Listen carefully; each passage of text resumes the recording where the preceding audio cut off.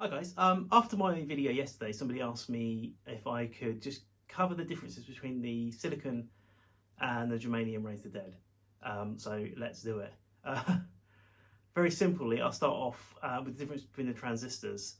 So germanium was the first sort of commercially available transistor. Transistors were relatively new technology. They came out towards sort of the end of the war. So the late 40s, they were sort of in production. I think the first transistor in production might have been 1952. And all of those were germanium. The idea was to replace the old vacuum tube technology in sort of military radios, radar, and stuff like that. They weren't the best transistors in the world. They had issues working at temperatures. They had leakage. They were all slightly different when they're made. So they were eventually replaced with silicon transistors. I'm not 100% sure when they came in, but I think around the 70s and the late 70s stuff was changing over. A silicon transistor is much more stable. It doesn't affect temperature. It's easier to use.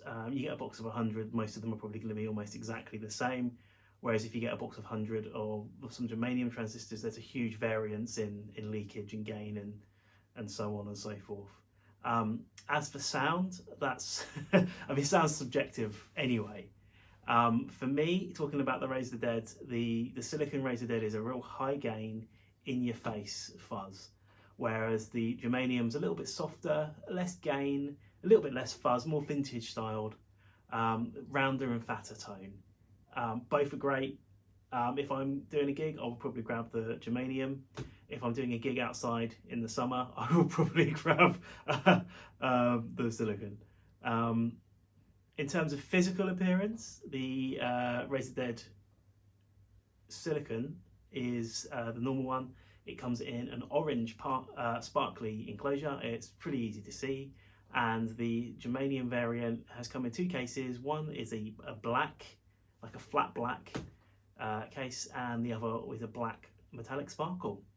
Hopefully this has helped. What I'll do is I'll probably overlay some shots of the pedals.